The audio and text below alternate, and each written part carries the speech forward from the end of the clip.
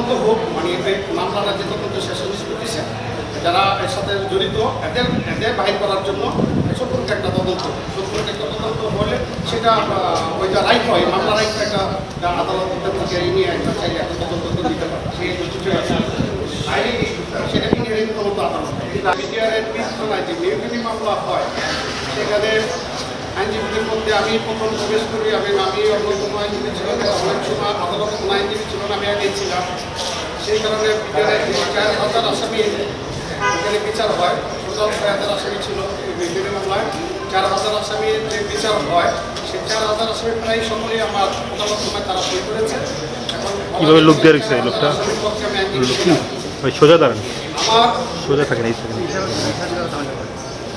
আমার একটা লক্ষ্য উদ্দেশ্য ছিল, আমি বিগত 15 বছরে আমি বলতে পারিনি বিভিন্ন কারণে।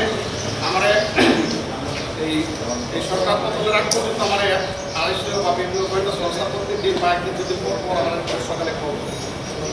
আমি ভাষা চেঞ্জ করেছি 16 বছরের 34 এবং আমার আমি ভয়ে এবং বিদ্যুৎ থাকতাম কোথাও কোনো কিছু করতে। যাই হোক, আমি যে কারণে যে উদ্দেশ্য গেছি সেটা হচ্ছে যে প্রকৃত ঘটনা জানা, বিটিআরের প্রকৃত ঘটনা কী ছিল জানা।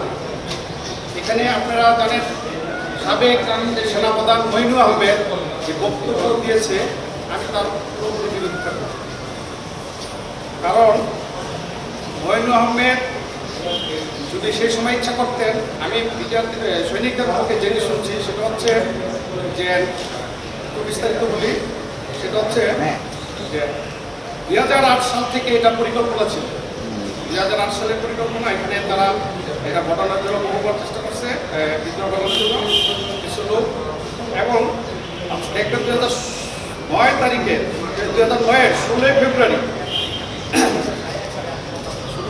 থেকে তাপস সাহেবের সাথে মিটিং সৈনিকদের, সেটা তোরাবালি, যে দিন তোরাবালির বাসায় শুরু হয় সেই মিটিংগুলো, এই মিটিংগুলো গোয়েন্দা সংস্থা থেকে সেই জানে নেই, এনএসএ থেকে জানে নেই, ডিজিএফআই থেকে সে জানে নেই।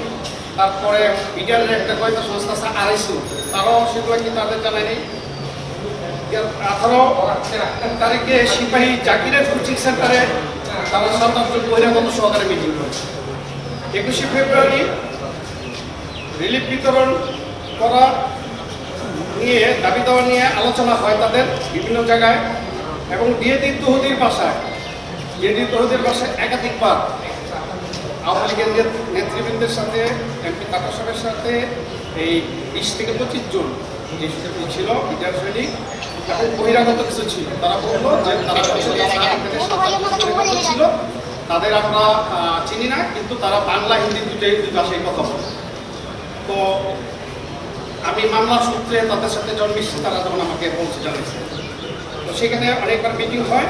আমাদের ঘটনার কথা ছিল 24 তারিখ সাধারণ সকল মিডিয়া সৈনিকরা 24 তারিখে এটা বলতে চাইছিল যে প্রধানমন্ত্রী আসার পরে তাকে জিপি করে তাকে নিয়ে তাকে আজকে আমরা কোনো কথা বলবো না, আমরা তাকে 4টা ব্রিগেড দিয়ে আমরা দাবি দেওয়া আদায় করবো।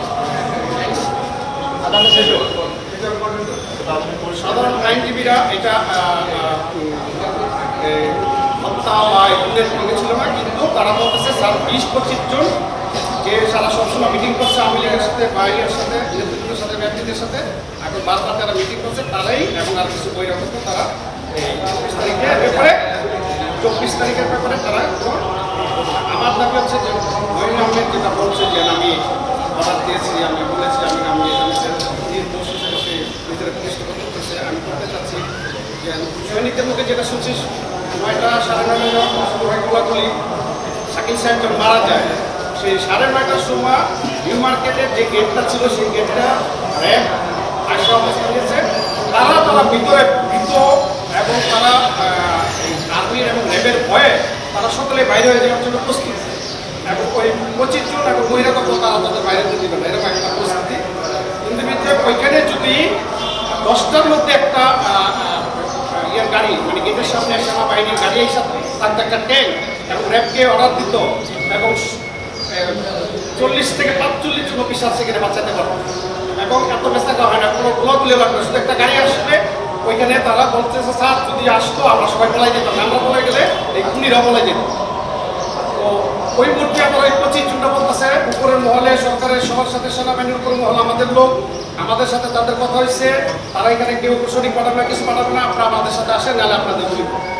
আমার দাবি হচ্ছে যে সাবেক সেনাপ্রধান যে বক্তব্য দিয়েছে তার বক্তব্য সঠিক নয়, এবং তিনি চেষ্টা করলে এবং সরকার চেষ্টা করলে এসব আমাদের দেশপ্রেমিক সেনাবাহিনীর অফিসার থেকে বাঁচাতে পারতেন।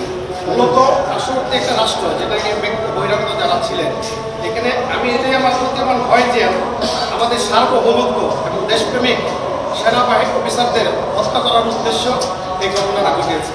আমি এর তীব্র নিন্দা জানাই এবং প্রকৃত এই ঘটনার সাথে জড়িত যারা এবং সাবেক সেনাপ্রধান সহকারে সরকারের প্রধানমন্ত্রী এবং নানক তাপস আরও অন্যান্য যারা জড়িত আছে প্রত্যেকের বিচার দাবি করে আমি আমার এই বক্তব্য উন্নত তদন্ত অথবা সম্পূর্ণ ওই মামলা রাইখা সম্পূর্ণ একটা তদন্ত দিতে পারে।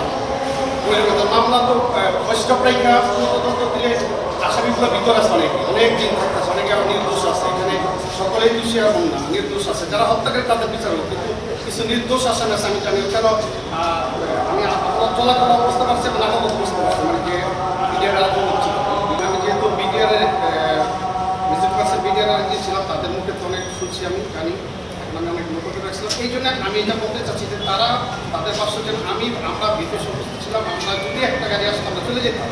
আমার কথা হলো উনি যদি পদক্ষেপ নিতেন আশা করি 40 থেকে 45 জন অফিসার বাঁচাতে পারতেন এবং ওই অনেকে গুলি লাফাইতেছিল তাদেরও চিকিৎসকের কথা